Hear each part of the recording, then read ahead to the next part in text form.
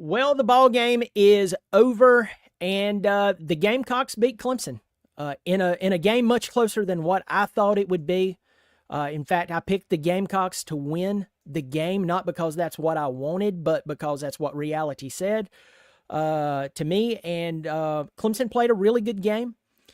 Clemson did a pretty doggone good job, a way better job offensively than what I thought they would do. They protected Cade a whole lot better than what I thought they would. But the story of the game is the South Carolina quarterback, from what I understand, a 4-star that Clemson didn't even try to recruit. He's out of Florence, so he's here in the state of South Carolina. I could be wrong, could have missed that, but Lenoris Sellers, I told you that this guy was big. I told you that this guy was extremely talented, and guess what? He came out, he did exactly what I said he would do, and the South Carolina Gamecocks beat Clemson, and unless Clemson has some help from Syracuse, which, anyway, that's a whole other story, Clemson will not go to the college football playoff. Syracuse would have to beat Miami. Then that would open up the door for Clemson to get in the ACC championship, potentially get a bye into the college football playoff there, but South Carolina Gamecocks came in, denied Clemson of their 10th win of the season, beat Clemson for a second time at home. When was the last time Clemson lost at home twice? Can y'all think of that? I can't remember that either. But they just did.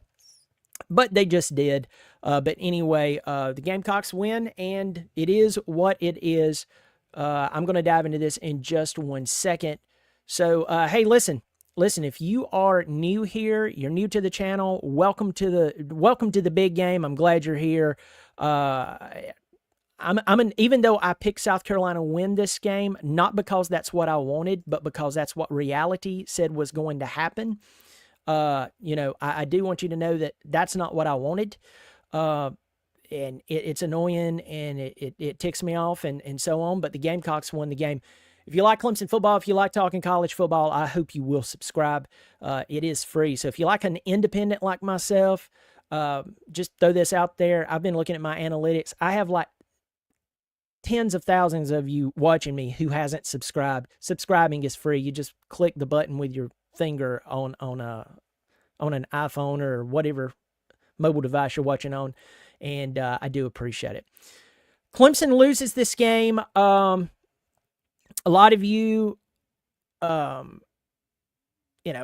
lot of you guys right now in the comment section, you're losing it. You're irritated. I get why you're irritated. I get why you're upset. But, here's what I want to say to a lot of you fans in here. If you've watched Clemson football, you know that he could, and I'm gonna have to turn the comment section off to where I can't see it. But I'm going to tell you this: if you've watched Clemson football throughout this season, Clemson actually played a good game today. There are some things that I really don't like. I know that you had the missed tackles, but I'm telling you, this defense does not play against really good quarterbacks all the time. So you were warned. I told you that Clemson was going to have to figure out some stuff defensively. I'm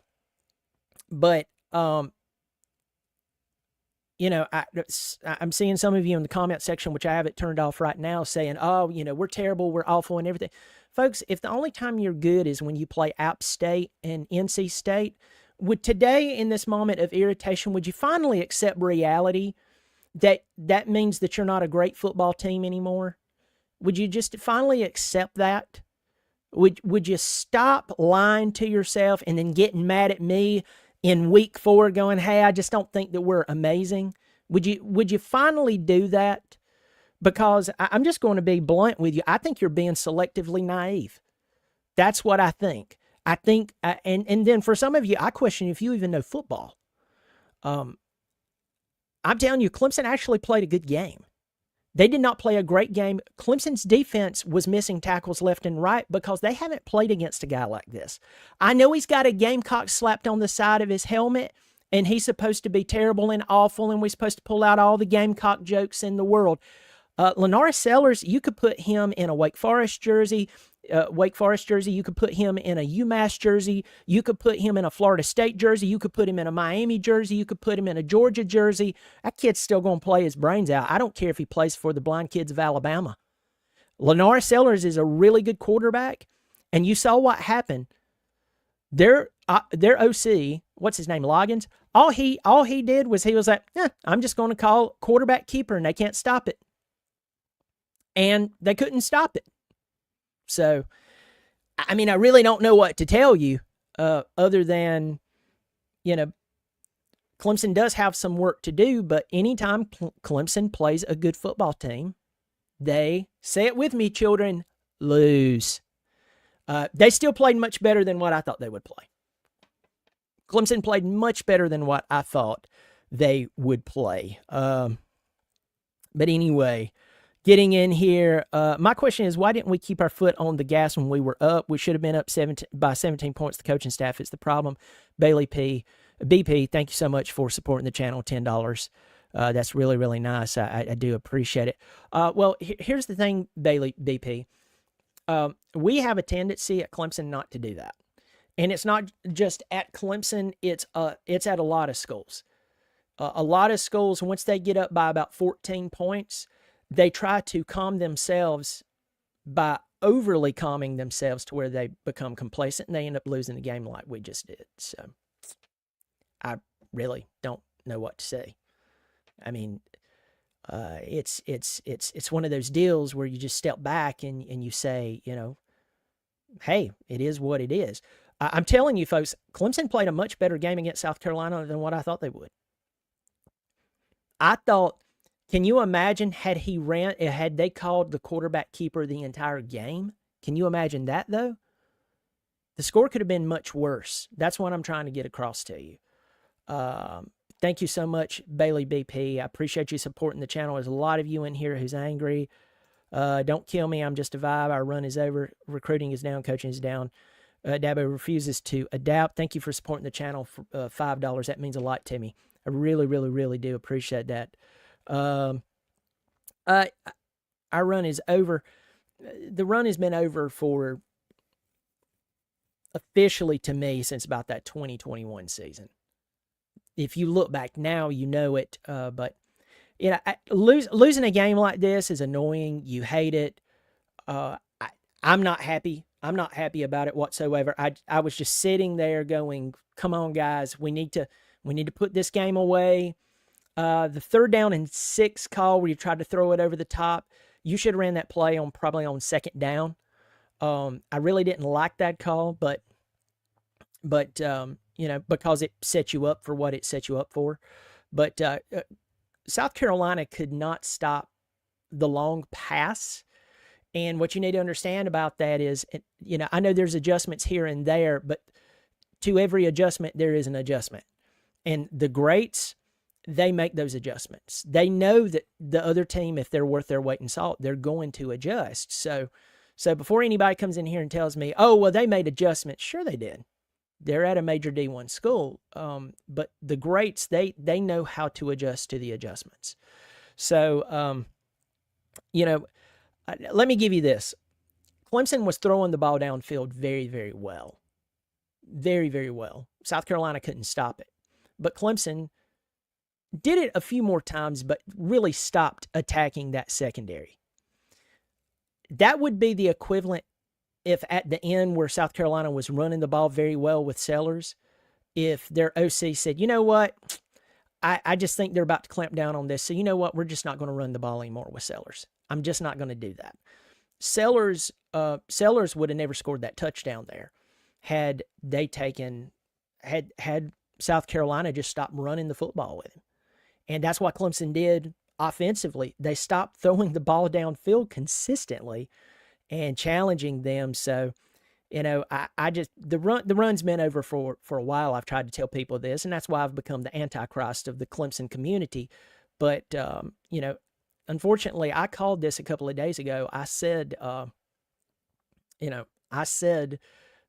I felt like we were going to lose this game. It's not what I wanted, but it's what I saw coming realistically. And unfortunately, Clemson lost the game. I hate it. Like, it makes me feel really, really bad. It really is. It really does make me feel bad. Going down here, CS, Sellers, 16 rushes, 166 yards, 2 touchdowns, took a special effort to overcome the 3 turnovers. He rose to the occasion. Tip your cap. Thank you for the $5, my friend. I appreciate you supporting the channel. It means a lot to me. That's very, very, very kind of you. I'm an independent. Remember, there's nobody supporting me or whatever.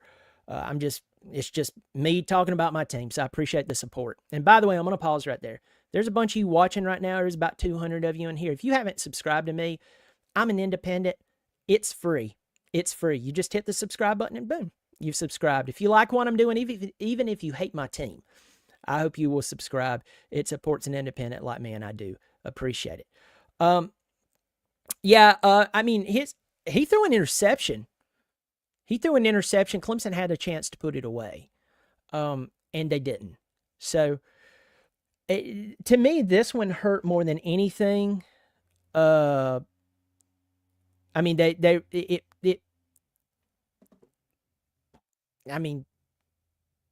just couldn't. And I think for me, this game hurts a little more, not only because it's the rival.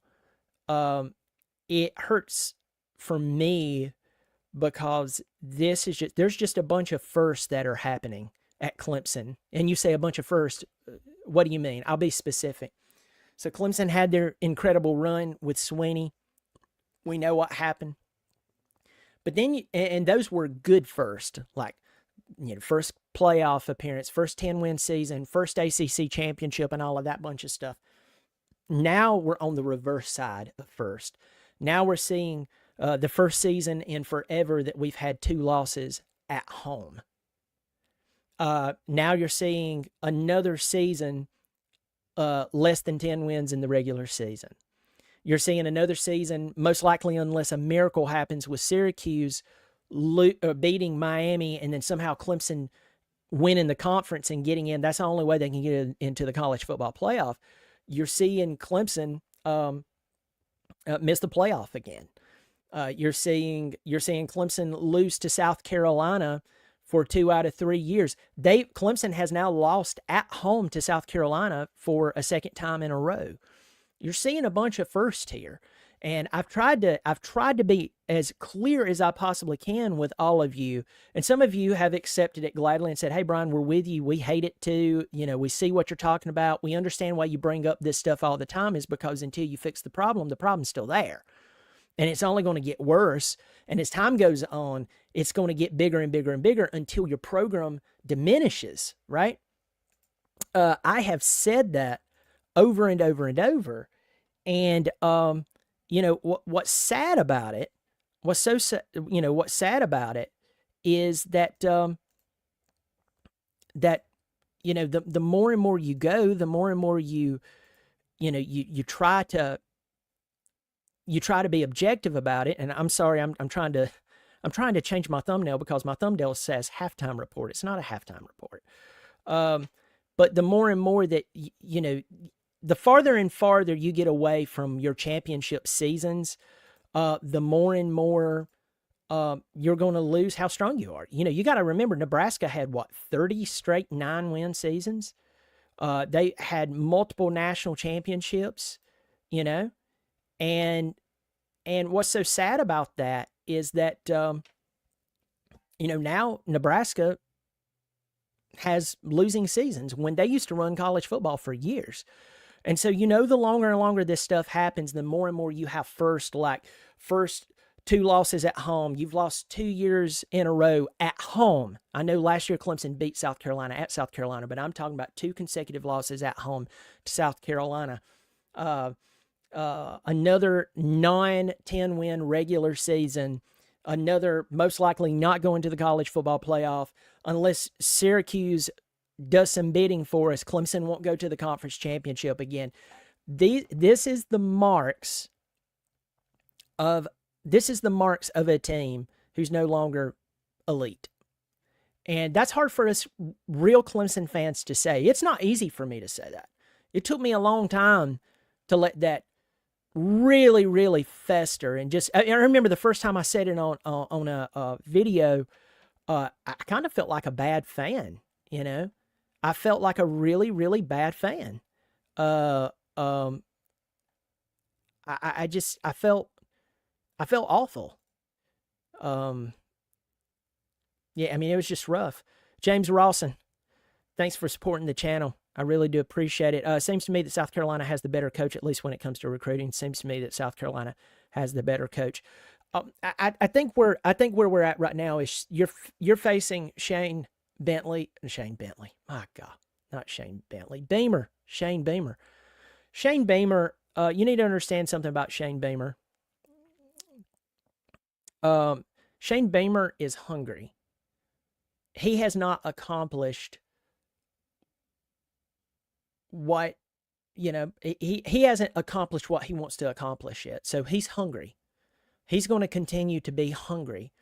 And when you find someone who's really hungry, and then you face them off with someone who's had a lot of success, that person who's really hungry most of the time is going to get the person who's had a lot of success. Why? Because in most cases, unless you're Nick Saban, and I'm not taking a shot at Dabo, I am telling the truth here.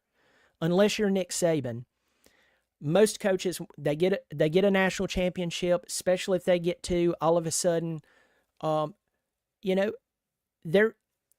not as hungry as they would normally be before success. I'm not saying they don't want to win. I'm saying, you get what I'm saying? If you don't, just think about it. Shane Beamer is extremely hungry, and he's doing a really good job. He's doing a really good job down there. And that's the reason why he has now beat Clemson 2 out of the past 3 years. He kept Clemson from going to the college football playoff potentially 2 years ago, and he just did it again. So, ladies and gentlemen, Shane Beamer seems to be in part kryptonite to Clemson University. Thanks for supporting the channel, my friend. Michael Fornbacher, my old buddy out there in Las Vegas, $5. Thank you so much for supporting the channel. Dabo needs to go. He had all the chances to stamp this game. Thanks for supporting the channel, Michael, and you've been a friend to the channel for a very, very long time. Dabo needs to go. No, I politely disagree with you here, and what I think about Coach Sweeney, and I want to be very careful what I say, not because I'm afraid of him coming down on me or blah, blah. No. I do want to show respect. But it kind of goes back to what I said just a second ago about Shane Beamer. Beamer's hungry. You remember when Dabo was hungry? I think where Dabo has failed is he tried to give a bunch of people on the coaching staff the same chance that he received. He received a chance of a lifetime, and he went out and took advantage of it, right? The problem, and I think the error in his ways, and I think this is the key to where we're at in Clemson football right now. Dabo Sweeney went out and, for the most part, gave a bunch of guys who had never coached before, especially on the offensive side of the ball, a chance. Or if they had coached, they hadn't coached at this level before. He gave them a chance. And I'm not saying that they're not good coaches or that they won't be good coaches, but I just don't think that they are bringing to the table what Clemson needs as a whole. Now, if you want to have a group of elite coaches, like if you had a bunch of Matt Luke, somebody one time thought I was talking about a former head coach. No, you can be a former head coach and be a terrible coach, a terrible positions coach. No. Matt Luke is an expert at coaching the offensive line. By the way, did y'all see what he did with that offensive line today? Did y'all see what he did with that offensive line who's been injured most of the time? Wow. That's all I can say. Matt Luke is a true expert at coaching offensive line. Clemson could have an entire staff of Matt Lukes, experts at whatever position they coach. And then if you wanted to bring in a guy who didn't have a lot of experience, but you think they show some promise, you bring him in, maybe one other guy, spread out in between these guys, and they kind of they kind of teach them, they kind of raise them. I think I said garner, but I didn't mean to say that. They raise them up, kind of teach them the ways, but you have all these elite coaches. I think where Dabo messed up was he went out, and I'm going to start this over again, not completely, but I'm going to try to say this a little better. I believe Dabo wanted to give people the chance that he received, and he did unbelievable. There's very few coaches who could do and accomplish what he's accomplished, but he gave too many at one time without all of those experienced elite coaches, tenured coaches around them. And unfortunately, you have a lot of coaches who I'm not saying they can't coach. I'm just saying maybe they're not where they should be right now in their coaching career. They haven't grown to that level to be at Clemson. And unfortunately, you have too many of them now versus one, maybe two sprinkled throughout the program within a bunch of elite coaches to help supervise them and help them grow in their coaching. And I think now you have too many inexperienced coaches or coaches that maybe they're good, but they're not elite, and they're at Clemson. And unfortunately, you're seeing the end result of that. So I don't think that I politely disagree, my friend. I don't think that Dabo needs to go. I think Dabo needs to realize that he tried to do a good thing. It just hasn't worked out, and he's going to have to hire a bunch of elite coaches. Matt Lukes. He needs a bunch of Matt Lukes on his coaching staff, and Clemson will get back to winning at a high level. I got a bunch of people in here just absolutely losing it. Absolutely irritated. Yeah, I mean, it's just, it's really sad. I mean, I hate it. I hate it.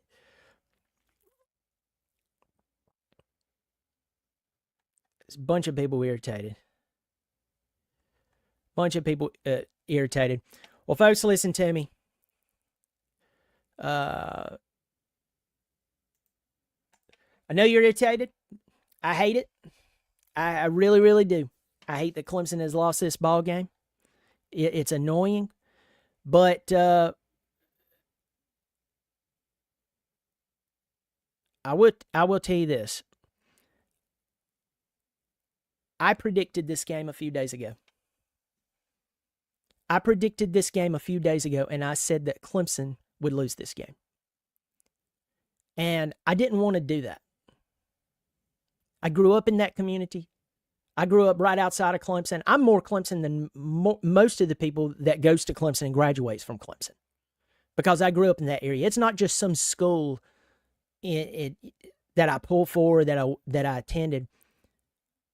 It's the community I grew up in. So it was hard for me to be honest and tell the truth about the team I've pulled for as long as I can remember. But the truth is the truth, and the truth is your friend. The truth, when you get down to it, explains why. Listen to me. Explains what's real, what's not, what's romanticized, what's true. It tells you what's reality. And if you have to continually lie to yourself to pull for a team, you're not helping yourself, and you're not helping your team. And I said that South Carolina would win this game. How did I figure that out? All I had to do was look at the state of the football team. Looked at who they lost to when they played them. Were those teams good teams? Were those teams, even when they lost, did they lose to good teams and it was close? I told you this a couple of days ago.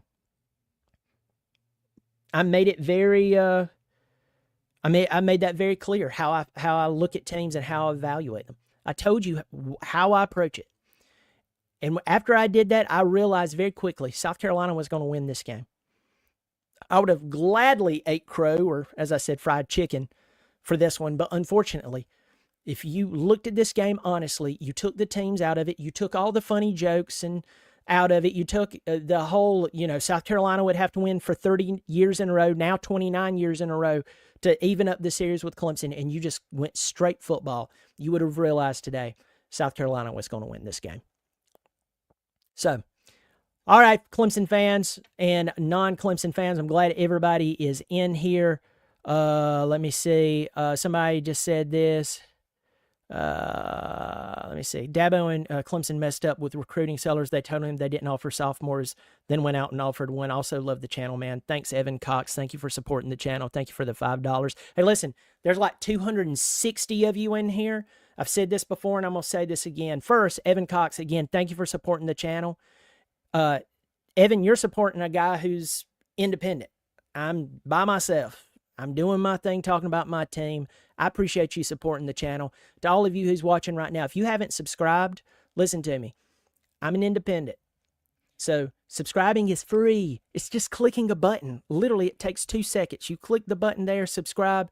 You help out my channel. I do appreciate it. Evan, thank you for supporting the channel. Don't kill me. I'm just a vibe. I agree with Michael. Fire Dabo. He's not changing. $2. Thank you for supporting the channel. I really, really do appreciate it. It doesn't mean a lot for you helping, and I appreciate you being here. I just don't think firing him is the answer. I think Dabo having the epiphany I talked about earlier, it's time to get an entire staff of elite coaches in here and let them run things. And then you'll have Clemson in the playoff every year, and they won't even need to win their conference, though they will. That's just really where I'm at with the entire thing. Yeah. Anyway, well, folks, y'all take care of yourself. I hope you will subscribe if you haven't already. Hate it. It's annoying, but Gamecocks, you won. You did it. You've beat Clemson 2 out of the past 3 years. Two straight visits to Death Valley has went Clemson's way. Clemson has lost now a second game at home at Death Valley. Yeah, it's crazy. It is whacked out. Y'all take care of yourself, and as always, go Tigers.